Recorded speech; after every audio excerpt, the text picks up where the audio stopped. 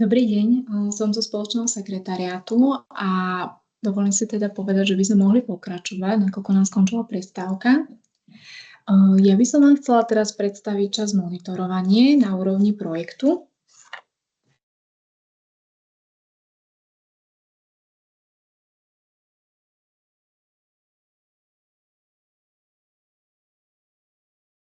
Najprv by sme si povedali niečo o monitorovaní.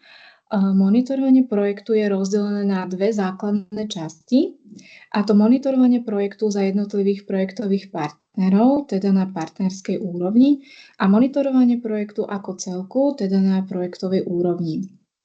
Základný rozdiel medzi nimi je, že na partnerskej úrovni predkladajú jednotliví projektoví partneri monitorovacie správy o vykonávaných činnostiach v priebehu realizácie projektu národnému kontrolorovi. Čiže projektoví partneri zo Slovenskej republiky predkladajú monitorovacie správy kontrolorovi zo Slovenskej republiky a projektoví partneri z Českej republiky predkladajú zase monitorovacie správy kontrolorovi z Českej republiky, pričom sa riadia stanovenými dátumami v harmonograme. Na projektovej úrovni predkladá hlavný partner monitorovaciu správu na úrovni celého projektu o vykonávaných činnostiach a pokroku dosiahnutom v priebehu realizácie projektu. Čiže zhrnie popis vykonávaných činností za jednotlivých partnerov do jedného celku. Každý z partnerov má povinnosť predkladať monitorovacie správy národnému kontrolorovi, ktorý podáva priebežné informácie ohľadom priebehu realizácie projektu. V monitorovacích správach sa podávajú vecné informácie a tie finančné prostredníctvom zoznamu deklarovaných výdavkov a žiadosti o platbu.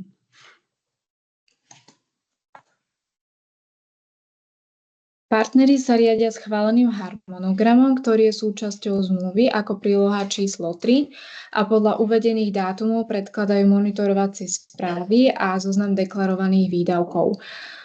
Čiže partneri sa riadia vlastne týmito dvoma stĺpcami, čiže zoznam deklarovaných výdavkov a potom stĺpec súhrnnej správy, čiže súhrnná správa je vlastne monitorovacia správa na úrovni projektu ako celku.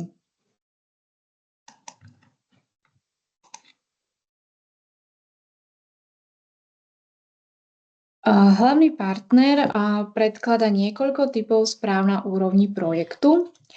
A teda je to monitorovanie na úrovni projektu, ktoré sa vlastne delí na priebežné, ktorého cieľom je podrobne uviesť, respektíve popísať stav realizácie projektu v danom monitorovacom období. A záverečné týka sa posledného monitorovacieho obdobia, čiže jeho cieľom je podrobne uviesť, respektíve popísať stav realizácie projektu v poslednom monitorovacom období a zároveň obsahuje popis celého obdobia realizácie projektu, čiže za projekt ako celok. A tá druhá vlastne správa na úrovni projektu je následná monitorovacia správa. Tá sa týka už monitorovania v následnom období udržateľnosti projektu, o tej si povieme neskôr.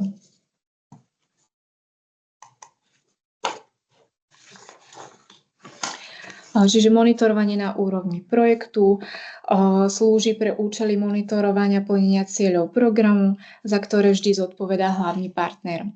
Je potrebné zhrnúť stručne a vecne popísať aktivity projektu počas daného vykazovaného obdobia. Čo je podstatné, je vykázať skutočne dosiahnuté hodnoty zvolených ukazovateľov, ktoré si žiadateľ na začiatku stanovil, teda merateľné ukazovatele výstupu a výsledku.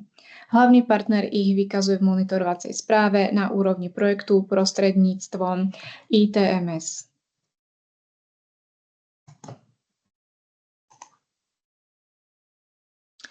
Teraz už konkrétnejšie povieme o priebežnom monitorovaní. Čiže priebežné monitorovanie na projektovej úrovni pripravuje hlavný partner v ITMS v časti zmeny v projekte typu monitorovanie. V rámci ITMS sa na predkladanie priebežného monitorovania využíva typ monitorovania priebežné. Hlavný partner vyplní potrebné údaje, ktoré následne odošle na riadiaci orgán cez ITMS. Čo je dôležité, v prípade rozdielneho termínu predloženia monitorovania v systéme ITMS a zmluve sa hlavný partner riadi lehotami uvedenými v prílohe číslo 3 zmluvy. V prípade, že riadiaci orgán zistí v predloženom monitorovaní nejaké nedostatky, vráti ju hlavnému partnerovi na prepracovanie a odstránenie nedostatkov. Minimálna lehota, ktorú riadiaci orgán stanovuje na doplnenie výzvy, je 5 kalendárnych dní. Monitorovanie na úrovni projektu podáva hlavný partner po skončení každého monitorovacieho obdobia, to znamená aj vtedy, keď nepredkladá žiadosť o platbu. Prejdeme k záverečnému monitorovaniu. Záverečné monitorovanie sa zaoberá obdobím od začiatku prvého monitorovacieho obdobia. Samozrejme zase vychádzame z prílohy číslo 3 zmluvy harmonogramu, čiže dátumom, ktorý označuje začiatok tohto obdobia až do momentu ukončenia realizácie aktivít projektu. Hlavný partner predkladá záverečné monitorovanie 30 kalendárnych dní od dňa doručenia posledného potvrdenia z kontroly výdavkov partnera. Záverečné monitorovanie môže byť na spoločný sekretariát predložené len v prípade, ak všetci partneri majú schválené záverečné monitorovacie správy na úrovni partnera národným kontrolórom. So záverečným monitorovaním sa predkladá záverečná žiadosť o platbu, ktorá obsahuje schválené výdavky všetkých partnerov.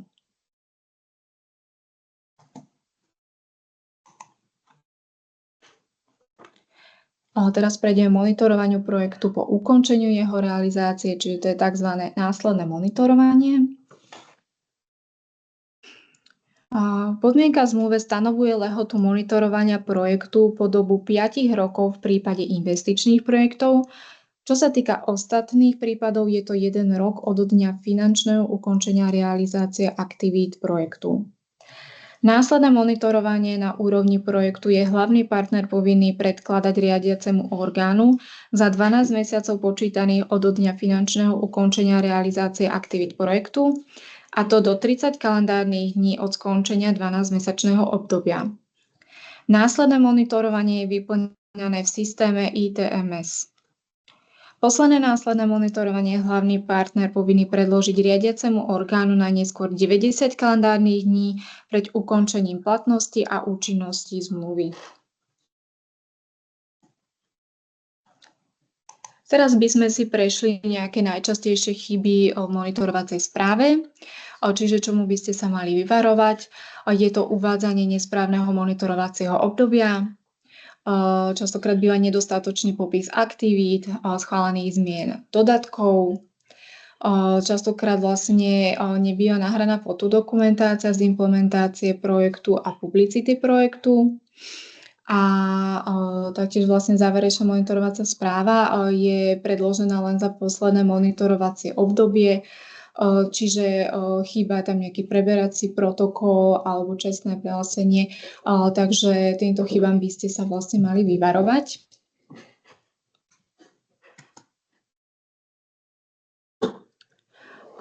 Tuto sme si vlastne pripravili dokument.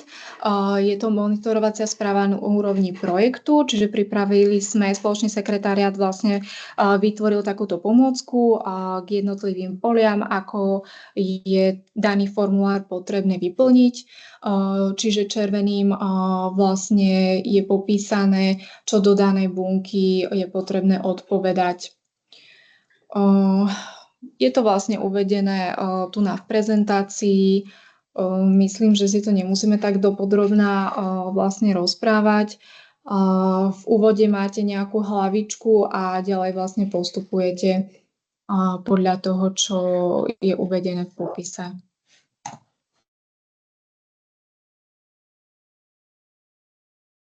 Čo by som tu ešte vlastne spomenula na záver tohto dokumentu, vlastne je potrebné dokument podpísať, čiže elektronický podpis oprávnenej osoby.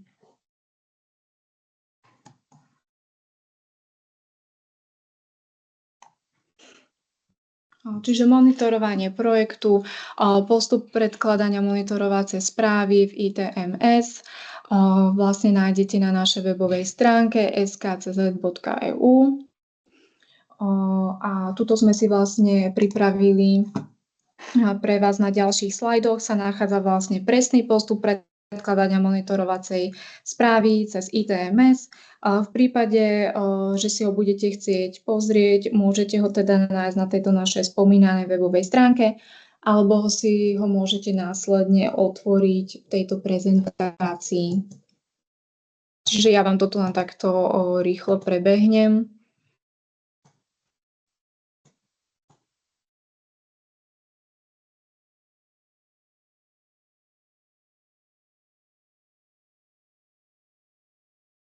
A týmto by som vlastne ukončila